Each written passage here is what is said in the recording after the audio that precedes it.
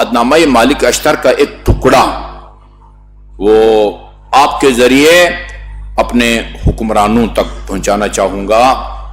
یہ عہدنامہ مالک اشتر کا اردو ترجمہ ہے، اس کا نام ہے حکمرانی کے آفاقی اصول۔ یہ میں نے بہت دفعہ واقعے کو بیان کیا ہے، شاید کسی نے نہ سنا ہو، اس لیے دوبارہ دہرا رہا ہوں، جلدی دہرا رہا ہوں۔ مولانا کوثر نیازی نے انڈیا کا دورہ کیا تھا، وہاں جہاں وہ ایک عالم دین تھے، انہوں نے بعد علماء کرام دینی مراکز کا بھی دورہ کیا، اور ایک سیاسی ہونے کے حوالے سے انہوں نے راجیو گاندھی سے بھی ملاقات کی تھی۔ وہاں سے واپس آ کے راجیو گاندھی سے اپنی ملاقات کا نتیجہ یا اپنے تاثرات کو جنگ اخبار میں کالم کے طور پر کالم میں لکھا تھا انہوں نے۔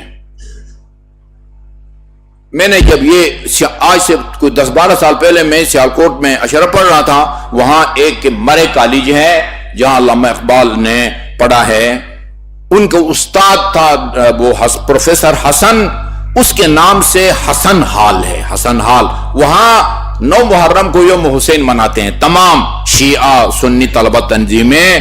وہاں میں نے یہ واقعہ کو بیان کیا، وہاں ایک طالب علم نے کہا کہ آغا صاحب اس کی کٹنگ میرے پاس موجود ہے، یہ جو آپ نے سنایا ہے نا، ہاں مولانا کوثر نیازی نے جو بیان کیا ہے اس کی کٹنگ میرے پاس موجود ہے۔ مولانا صاحب پوچھتے ہیں ان سے، بڑا لمحائی فکریہ ہے، یعنی سبق آموز واقع ہے یہ مسلمانوں کے لیے، سب مسلمانوں کے لیے، شیعوں کے لیے بھی ہے، سنیوں کے لیے بھی ہے۔ پوچھا کہ راجیو صاحب اسلام میں ایک شخصیت گزری ہے، اس کا نام علی بن ابی طالب ہیں، تو آپ اس سے متعارف ہیں؟ نہ معلوم مولانا صاحب کے کیسے خیال آ گیا کہ بھئی یہ کوئی اور اس سے پوچھو، بھئی راجیو گاندھی سے کوئی سیاسی سوال کرو، امیر المومنین کے بارے میں، اہل بیت کے بارے میں، راجیو گاندھی سے کیا سوال کرتے ہو؟ خیر تو انہوں نے کہا کہ مولانا صاحب یہ آپ کیا کہہ رہے ہیں؟ ہم اپنے ملک کا جب آئین بناتے ہیں نا، آئین، اس میں ہم علی ابن ابی طالب کے اس عہدنامہ کو سامنے رکھ کر اس وجہ بناتے ہیں جو اس نے اپنے گورنر مالک اشتر کو بنا کے دیا تھا۔ یہ ہے، ہم نے اسلامک یونیورسٹی کا ایک دورہ کیا تھا، شیخ صاحب مرحوم بھی تھے، کرنل غلام حسن بھی تھے، میں بھی تھا۔ ان دنوں میں ملک معراج خالد قومی اسمبلی کے سپیکر تھے، ادھر اسلامک یونیورسٹی میں بھی ان کا کوئی عہدہ تھا۔ انہوں نے ہمیں ایک یہ کتابچہ دیا اور کہا کہ میں نے اپنے تمام وزراء اور ایم این ایز میں اس عہدنامہ مالک اشتر کو تقسیم کیا ہے۔ آپ کو پتہ ہے کوئی دیندار آدمی بھی، وہ ایک معتدل آزاد خیال روشن فکر جو ہے نا وہ آدمی تھے۔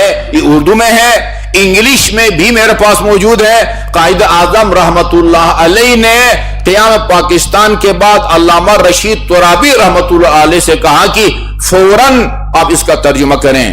مقدمے میں لکھا ہے کراچی کے فلان ہوٹل میں انہوں نے مجھے کمرہ لے کے دیا اور کہا کہ فوراً جو ہے نا آپ پہلی فرصت میں اس کا انگلش میں ترجمہ کریں۔ انگلش میں ترجمہ بھی موجود ہے اور یہ اردو ترجمہ ہے میرے پاس، حکمرانی کے آفاقی اصول۔